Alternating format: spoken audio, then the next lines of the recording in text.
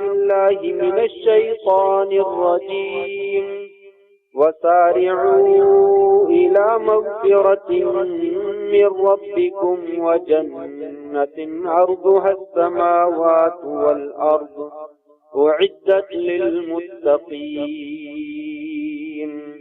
الذين ينفقون في السراء والضراء والكاظمين الغيظ والعافين عن الناس والله يحب المحسنين۔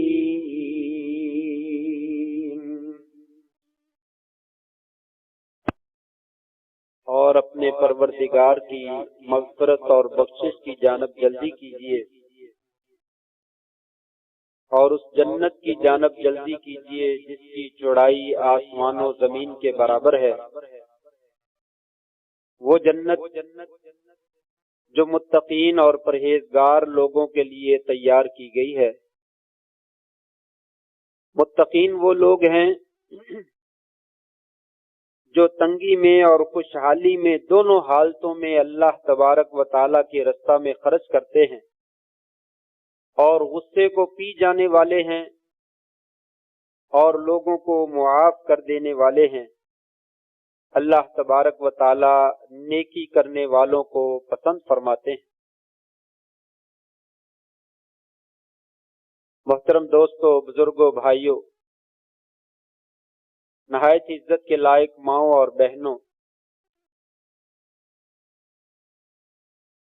عنقریب ہمارے پاس ایک بہت ہی عظیم الشان مہمان، اس کی آمد ہے، جسے رمضان مبارک کا بابرکت مہینہ جو ہے وہ کہا جاتا ہے۔ میزبان اپنے مہمان کی آمد پہ خوشی کا اظہار کرتا ہے اور اپنے مہمان کی مناسبت سے اس کے لیے گھر میں اپنی تیاریاں کرتا ہے۔ مہمان میں فرق ہوتا ہے، کوئی ہلکے درجے کا مہمان ہو تو انسان کوئی زیادہ تگ و دو نہیں کرتا، کوئی زیادہ محنت نہیں کرتا، لیکن اگر مہمان کوئی عظیم الشان ہو، بہت ہی وقار والا ہو، بہت ہی پیارا ہو اور محبوب ہو، اور وہ بھی دیر کے بعد، بڑی مدت کے بعد انسان کے پاس آ رہا ہو، تو انسان کی اور انسان کے گھر والوں کی خوشی دیدنی ہوتی ہے۔ خاص طور پہ اگر کسی کا بیٹا یا کسی کا والد یا کسی کی والدہ دور دراز کے سفر سے دیر کے بعد گھر تشریف لا رہے ہوں، تو گھر والے یقیناً اس کے لیے ایک تیاری کرتے ہیں اور اہتمام کرتے ہیں اور اس کا استقبال کرتے ہیں۔ گھر کی صفائی کی جاتی ہے، بستروں کی چادریں تبدیل کر دی جاتی ہیں، گلدستے جو ہے وہ رکھے جاتے ہیں، زیب و زینت کو اختیار کیا جاتا ہے۔ گھر کے بڑے افراد گھر کے دروازے پر کھڑے ہو کر آنے والے مہمان کا استقبال کرتے ہیں۔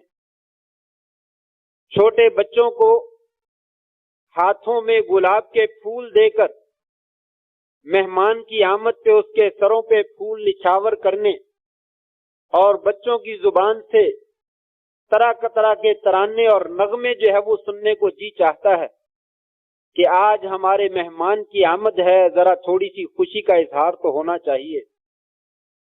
انسان اپنے جذبات کا اظہار کرتا ہے، اپنی خوشی کا اظہار کرتا ہے۔ ایسے ہی یہ سال کے بعد آنے والا مہمان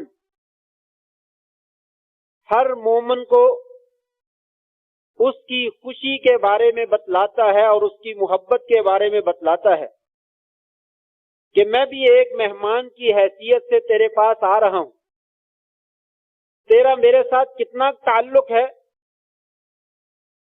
ایک معمولی سا مہمان آتا ہے تو گھر میں کوئی تیاری نہیں ہوتی ہے، گھر میں کوئی جوش اور خروش نہیں پایا جاتا ہے، اور ایک خاص مہمان آتا ہے تو گھر میں جوش اور خروش جو ہے وہ اپنی عروج کے اوپر ہوتا ہے۔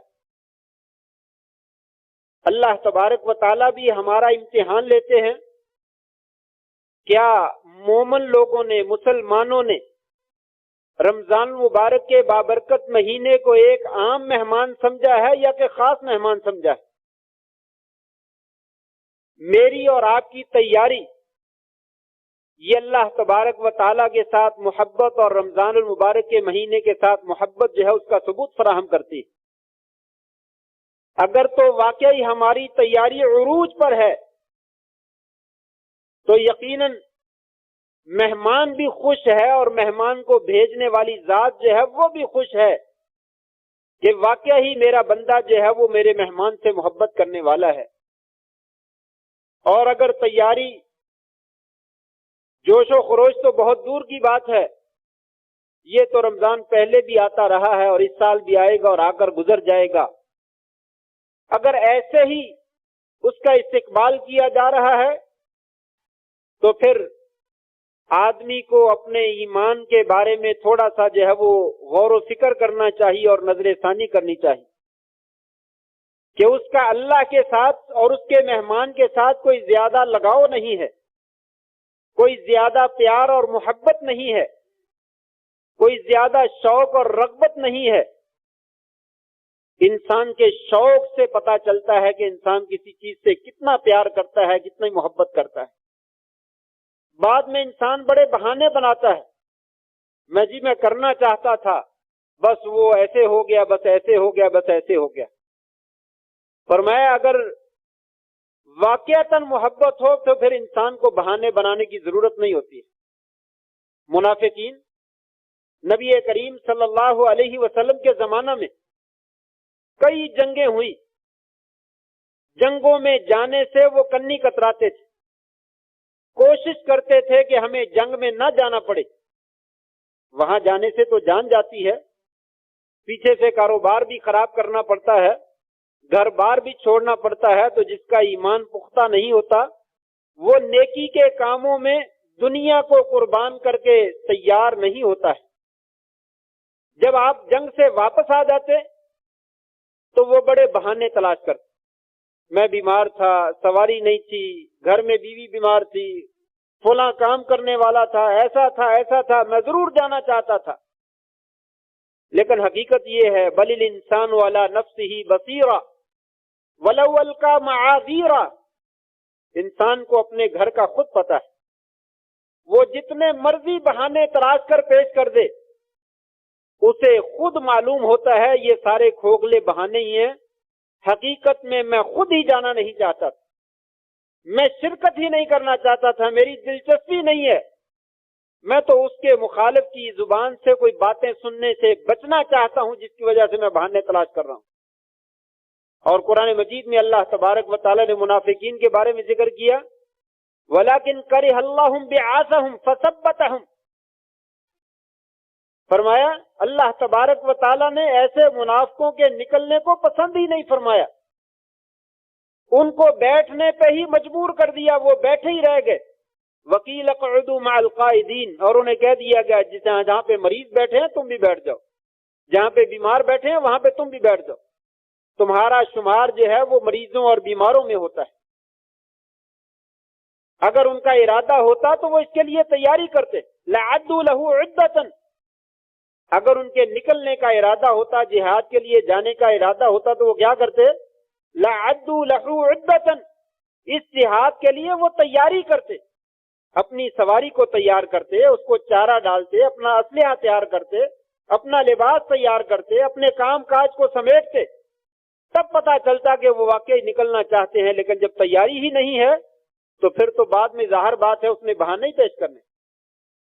یہاں پہ بھی سیم ایسی ہی کنڈیشن ہے، کیا کوئی تیاری ہے؟ لَعَدُّوا لَهُ عِدَّةً، رمضان آ رہا ہے اس کے لیے ہماری کوئی تیاری بھی ہے؟ جیسے مہمان نے آنا ہوتا ہے پردیس سے، ہم گھر کو روغن کرتے ہیں، پالش کرتے ہیں، بسترے نئے بچھاتے ہیں، صفائی اچھے طریقے سے کرتے ہیں، جو زائد اور ضروری مال ہوتا ہے اسے سائڈ پہ لگا دیتے ہیں، اس کے اوپر کپڑا جو ہے وہ ڈال دیتے ہیں، پھر آگے بڑھ کر جو ہے وہ مہمان کا استقبال کرتے ہیں۔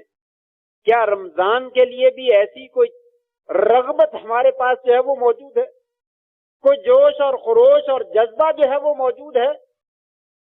یا کہ دیکھا جائے گا آئے گا تو نہیں؟ رمضان کے ساتھ محبت کا اظہار کرنا ایک مومن کا ایمان ہے۔ جس قدر ایمان زیادہ ہوگا اسی قدر دلچسپی زیادہ ہوگی، جس قدر ایمان کم ہوگا اسی قدر دلچسپی جو ہے وہ کم ہو جائے گی۔ سلف صالحین سے ثابت ہے، بعض نیک حضرات 6 مہینے رمضان کے آنے کی دعا مانگا کرتے تھے، یا اللہ ہمیں رمضان عطا کر دے، یا اللہ ہمیں رمضان نصیب کر دے۔ جب رمضان گزر جاتا تو 6 مہینے اللہ تبارک و تعالیٰ سے اس کی قبولیت کی دعا کرتے، یا اللہ جو نیک عمل ہو گئے ان کو قبول فرما لے۔ اور بعض اہل علم نے یہ ذکر کیا ہے کہ لوگوں رجب کا مہینہ بڑی خوبصورت مثال دی ہے۔ رجب کا مہینہ جو ہے یہ بیج بونے کا موسم ہے، شعبان کا مہینہ یہ پانی لگانے کا موسم ہے، اور رمضان کا مہینہ یہ فصل کے کاٹنے کا موسم ہے۔ جس نے رجب کے مہینے میں بیج ڈالا ہے اور شعبان کے مہینے میں پانی سے اپنی کھیتی کو سیراب کیا ہے، وہ رمضان کے مہینے میں جو ہے وہ کھیتی کاٹنے کے لیے تیار ہو جائے گا۔ لیکن جس نے بیج ہی زمین میں نہیں ڈالا، ہل ہی نہیں چلایا، پانی ہی نہیں دیا، وہ اچانک بیج ڈال کے کھیتی باڑی کر کے پانی ڈال کے اسی وقت فصل کو کاٹنے کی کوشش کیسے کر سکتا ہے؟ ناممکن۔ نبی کریم صلی اللہ علیہ وسلم اس کے لیے اہتمام کرتے۔ پچھلے جمعہ میں نے ذکر کیا تھا، آپ صلی اللہ علیہ وسلم رمضان المبارک کے بابرکت مہینے کے علاوہ کسی مہینے کے پورے روزے نہیں رکھا کرتے سوائے شعبان کے مہینے کے یا تو سارے ہی روزے رکھتے یا اکثر دنوں کے روزے رکھتے۔ کہا جاتا ہے یہ بھی رمضان کی ایک تیاری، رمضان کی کیا ہے؟ تیاری ہے۔ شعبان کے مہینے میں نفلی روزے رکھے جائیں، فرضی نماز۔ میں نے پیچھے بھی دیر ہو گئی یہ بات ذکر کی تھی، بہت سے لوگ یہ شکوہ کرتے ہیں کہ نماز میں لذت نصیب نہیں ہوتی، خشوع خضوع نہیں ہوتا، توجہ نہیں رہتی ہے۔ اس کا کیا علاج کیا جائے؟ اس کا علاج یہی ہے کہ اس کے لیے تیاری کی۔ جب ہم بغیر تیاری کے نماز پڑھنے کے لیے آ جاتے ہیں تو نماز میں لذت اور خشوع اور خضوع جو ہے وہ ہمیں نہیں ملتا۔ تیاری کیا ہے؟ آپ جو ہے وہ وقت پہ اٹھیں، طہارت حاصل کریں، اچھا اور بہترین وضو کریں، اور جماعت کھڑی ہونے سے پہلے مسجد میں آگے 2-4 نفل پڑھیں، اور پھر ذکر کریں اور دعا مانگیں، پھر اس کے بعد آپ نماز پڑھیں۔ انشاءاللہ اللہ کے فضل سے جو ہے وہ نماز میں لذت ملے گی، خشوع ملے گی۔ لیکن آپ جب اذان ہو جائے تو دکان پہ بیٹھے رہیں، جب عین سوئی کے اوپر سوئی چڑھ جائے کہ ٹائم ہو گیا اس وقت بھاگیں، اور جلدی سے واش روم میں کوئی کھڑا ہے، جگہ ملتی ہے نہیں ملتی، دیر کے بعد باری آتی ہے، واش روم میں گئے، باہر نکل کر جلدی سے چھینٹے مارے اور سانس پھولا ہوا ہے، اور مسجد میں آ کر جماعت کے ساتھ آپ مل گئے، 2 رکعتیں 3 رکعتیں مل گئی، اس میں کیا لذت آئے گی؟ کیا خشوع ہوگا؟ کچھ بھی نہیں۔ یہ نوافل جو ہے یہ فرضی نماز کے لیے مقدمہ ہے، یہ اس کا پیش لفظ ہے، اس کے لیے تیاری ہے۔ جو آدمی پہلے نفلی نماز ادا کرتا ہے بعد میں فرضی نماز میں اسے مزہ آتا ہے۔ بے ہی اسی طریقے سے فرضی روزے کے لیے آپ صلی اللہ علیہ وسلم پورے شعبان کا روزہ رکھتے یا اکثر شعبان کا روزہ رکھتے، ایک قسم کی تیاری ہو جائے، فرائض سے پہلے نوافل ہو جائیں، اور روزہ رکھنے کا پتہ چل جائے کہ روزہ کیسے رکھا جاتا ہے، اور پھر رمضان کے روزے رکھے جائیں تو انسان کو پتہ ہی نہیں چلتا میں نے روزے رکھے کہ نہیں۔ لیکن یاد رہے کہ یہ شعبان کے سارے مہینے کے روزے رکھنے ہیں یا اکثر کے رکھنے ہیں۔ آپ نے فرمایا جس نے شروع شعبان میں روزے نہ رکھے ہوں، اذن تصف شعبان فلا تصوم، اگر 15 شعبان کے دن گزر جائیں تو 15 شعبان کے بعد پھر روزے نہ رکھیں۔ جس نے پہلے رکھے ہیں وہ بعد میں بھی رکھ لے، جس نے پہلے نہیں رکھے وہ 15 شعبان کے بعد نہ رکھے۔ آخری دنوں میں 1-2 دن کے روزے نہ رکھے، یہ روزے رکھنے جائز نہیں۔ تو یہ ایک تیاری ہے رمضان مبارک کے مہینے کے لیے، تو شعبان کے دنوں میں روزے رکھنے چاہیے۔ دوسری تیاری، چاند دیکھنے کا اہتمام کرنا چاہیے۔ نبی کریم صلی اللہ علیہ وسلم کا حکم ہے، صوموا لرؤیتہ وافطروا لرؤیتہ، لوگوں چاند دیکھ کر روزہ رکھو اور چاند دیکھ کر عید مناؤ۔ چاند کو دیکھ کر روزہ رکھو اور چاند کو دیکھ کر عید مناؤ۔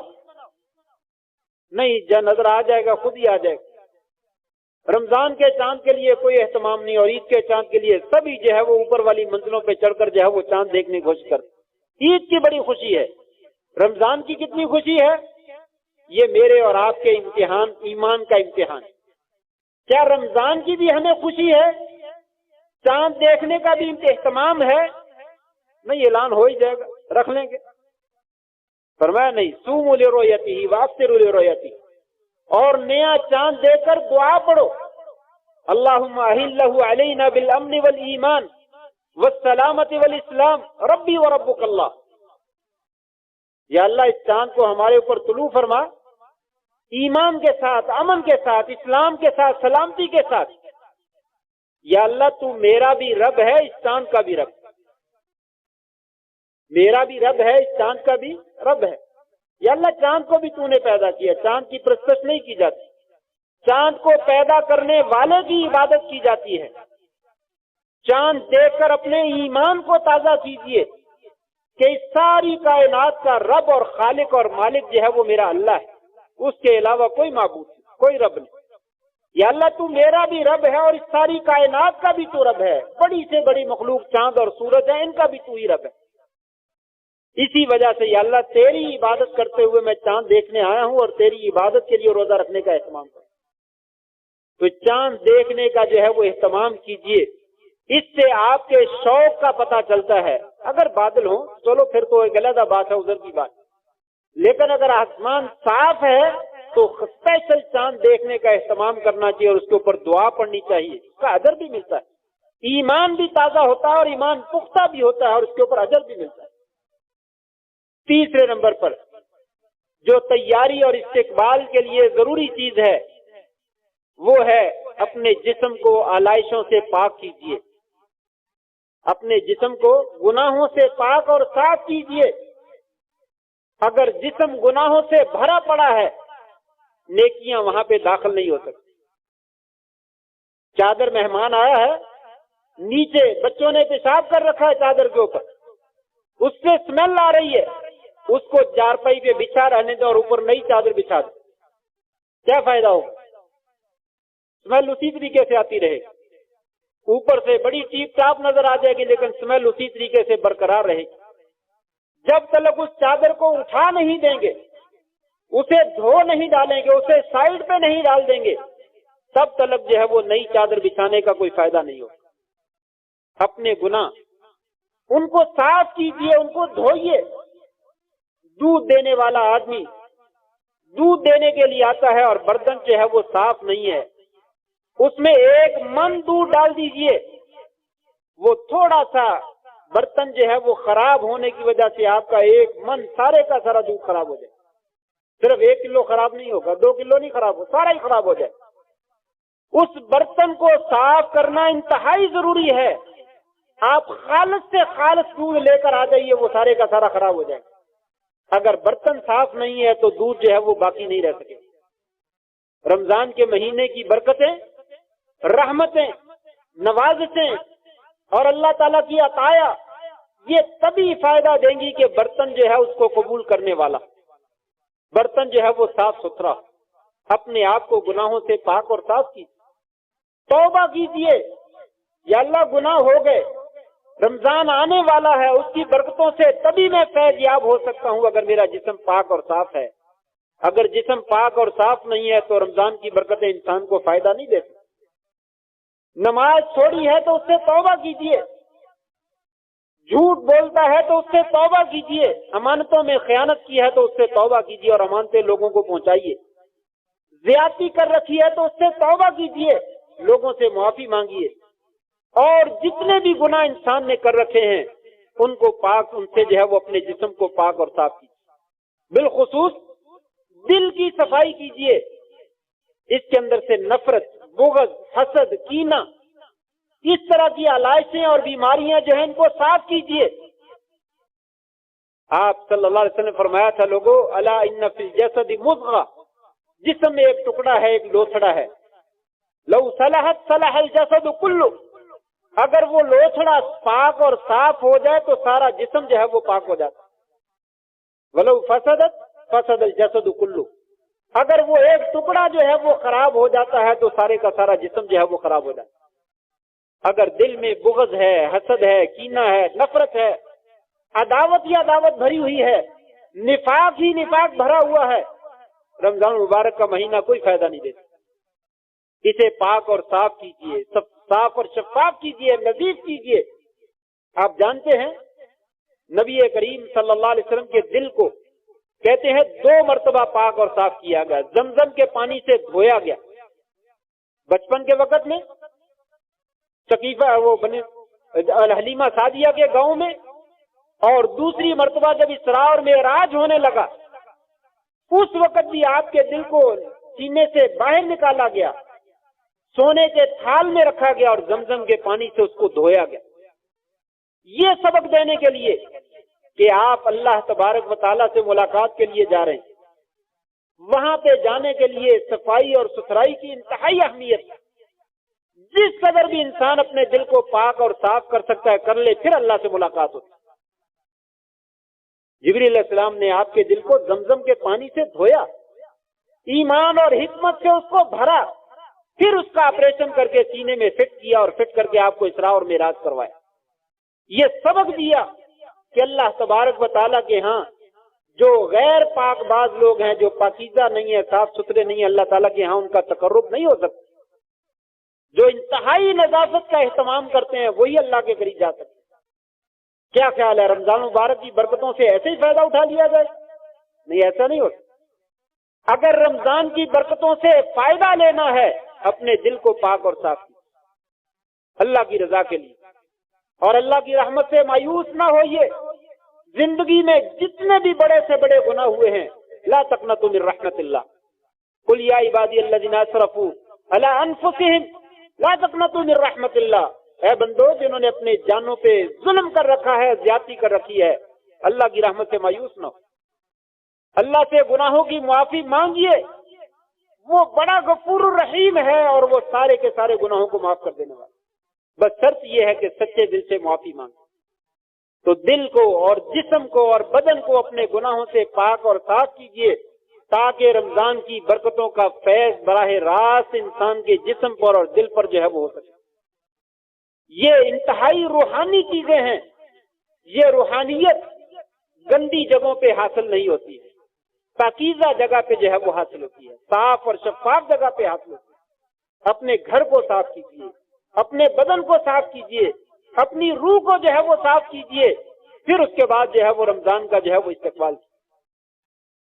نمبر 4، اس کے بعد نمازیں چھوڑتے رہے ہیں، اب جو ہے وہ رمضان آنے والا ہے، آج ہی توبہ کیجیے اور واپس پلٹ آئیے، نماز پڑھنا شروع کیجیے۔ بے نماز آدمی کے اوپر رمضان کوئی اثر نہیں کرتا۔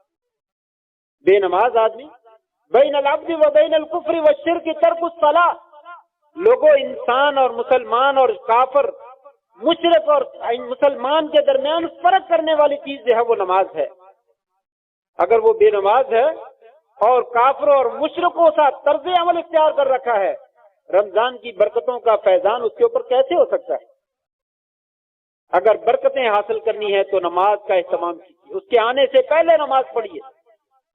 آپ صلی اللہ علیہ وسلم دیکھیے کس قدر شدت کے ساتھ حکم دیتے ہیں، میرا جی چاہتا ہے ان لوگوں کے گھروں کو جا کر میں آگ لگا کر جلا ڈالوں جو لوگ جو ہے وہ جماعت کے ساتھ نماز پڑھنے کے لیے مسجد میں حاضر نہیں ہوتے۔ ایسے لوگ جن کے گھروں کو آپ نے آگ لگا کر جلا دینے کا حکم دیا کہ میرا جی چاہتا ہے ایسا کر ڈالوں، ایسے گھروں پہ رمضان کی برکتوں کا فیضان ہوگا، وہاں پہ اللہ تعالیٰ کی رحمتیں نازل ہوں گی؟ قطعاً نہیں، ایسا نہیں ہے۔ سلف صالحین نماز کا کس قدر اہتمام کرتے تھے. امام سعید بن المسیب رحمہ اللہ فرماتے ہیں 30 برس گزر چکے ہیں، 30 برس. فرماتے ہیں مؤذن نے اذان دی ہو اور میں مسجد میں نہ ہوں، ایسا نہیں ہوں. 30 سال ہو چکے ہیں، جب بھی مؤذن نے اذان دی میں مسجد میں صف میں کھڑا تھا. میں نے مسجد میں مؤذن کی اذان کو مسجد میں کھڑے ہو کر سنا، مسجد سے باہر میں نے کبھی سنا ہی نہیں. اور ایک روایت میں آتا ہے 50 برس ہو گئے ہیں میری تکبیر اولیٰ جو ہے وہ فوت نہیں ہوئی. ایک دوسرا محمد ابن سماع القاضی کے نام سے مشہور نیک آدمی ہیں، وہ فرماتے ہیں 40 برس ہو گئے میری تکبیر اولیٰ فوت نہیں، کبھی جماعت میں نے ایک رکعت بھی قضا کر کے ادا نہیں کی. ہاں زندگی میں ایک دفعہ ایک دن ایسا آیا میری نماز فوت ہو. زندگی میں ایک دن ایسا آیا میری نماز فوت ہو گئی. اور وہ دن کون سا تھا؟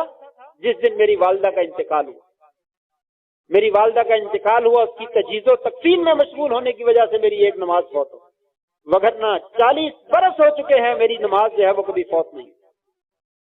یہ ان لوگوں کا اہتمام تھا نماز کے ساتھ اور اللہ کے دین کے ساتھ، یہ تعلق تھا. اور ایسے لوگوں پر اللہ کی برکتیں جو ہے وہ کام کرتی.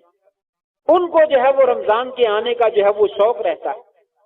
اور اس کے بعد ٹائم ختم ہو رہا ہے، ایک دو لفظوں میں بات کر کے اپنی بات ختم کروں.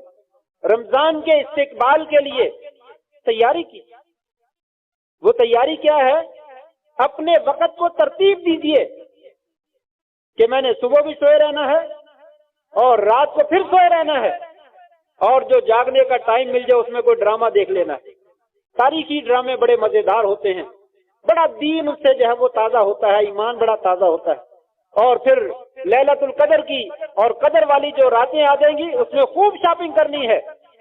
چاند رات ہو جائے اور اس سے پہلی 2-3 راتیں ہو جائیں، اسی میں تو کاروبار چلتا ہے اور اسی میں تو شاپنگ کرنے کا مزہ آتا ہے.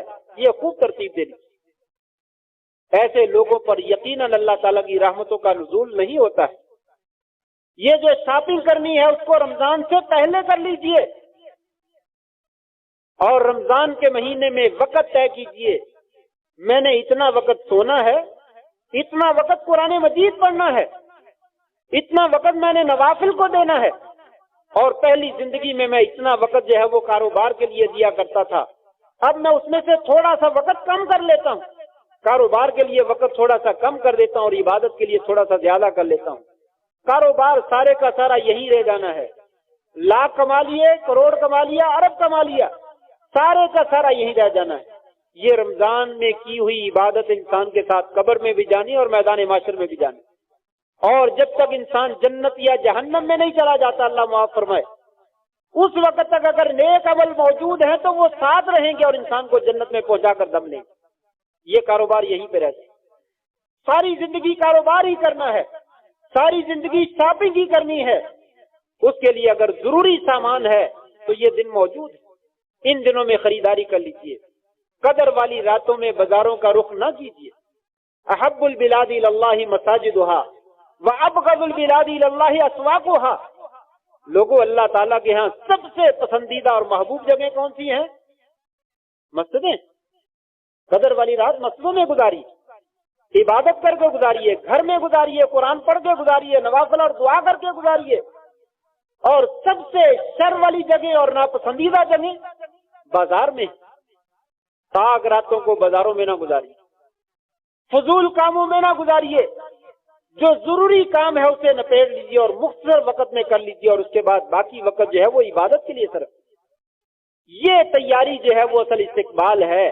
اگر کسی کے ہاں جذبہ موجود ہے، جوش موجود ہے، خروش موجود ہے تو ضرور ایسا کرے. ٹی وی کو، ڈش کو، VCR کو، موبائل کو، انٹرنیٹ کو، فیس بک کو یہ رمضان کے مہینے میں تھوڑا سا سائڈ پہ لگا، اس پہ چادر ڈال دیجئے.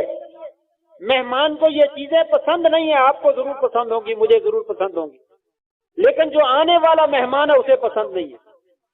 قرآن پڑھنا ہے، کوشش کریں قرآن مجید میں سے پڑھ لیجئے. موبائل سے پڑھنا جائز ہے، لیکن موبائل میں پڑھتے پڑھتے جب تھوڑا سا تھک جاتا ہے تو دوسری چیزیں کھول لیتا. اس لیے کوشش کیجئے قرآن مجید اور آگ سے پڑھیے، مصحف سے پڑھیے، اور موبائل کو پردہ ڈال دیجئے. انتہائی ضروری وقت میں اس سے کال کیجیے. فیس بک کو دیسن کالا دے دیجئے، واٹس ایپ کو دیسن کالا دے دیجئے کہ کوئی بات نہیں، 1 مہینہ اگر صبر کر لیں گے مر نہیں جائیں گے، کچھ نہیں ہوتا۔ اگر رمضان سے محبت ہے، پیار ہے، اللہ سے محبت ہے، پیار ہے، تو اس کے لیے اہتمام کیجئے۔ اگر نہیں ہے تو پھر ہمیں بتانے کی ضرورت نہیں ہے کہ یا اللہ تیرے رمضان سے ہمیں کوئی پیار، وہ اس کو خود پتہ ہے، وہ ساری کیفیت خود ہی واضح ہو رہی ہے۔ اللہ تبارک و تعالی نے فرمایا کہ اگر ان کے ہاں دلچسپی ہوتی لعادوا لہ عدۃ، یہ ضرور تیاری کرتے، لیکن جب انہوں نے تیاری نہیں کی ہے، ہمیں پہلے ہی پتا چل گیا ہے کہ ان کے اندر کوئی جوش اور کوئی جذبہ اور کوئی دلچسپی جو ہے وہ نہیں پائی جاتی۔ اللہ تعالیٰ سے دعا ہے اللہ کریم آنے والے مہمان کا صحیح طریقے سے ہمیں استقبال کرنے کی جو ہے وہ توفیق عطا فرمائے، اس کی قدر کرنے کی ہمیں توفیق نصیب فرمائے، اور اس کی برکتوں سے اللہ تعالیٰ ہمیں فائدہ حاصل کرنے کی توفیق نصیب فرمائے۔ اللہ ہمیں صحت اور سلامتی کے ساتھ اور ایمان کے ساتھ اور نیکیوں کے ساتھ رمضان کی تیاری کرنے کی جو ہے وہ توفیق نصیب فرما۔ وآخر دعوانا الحمد للہ رب العالمین۔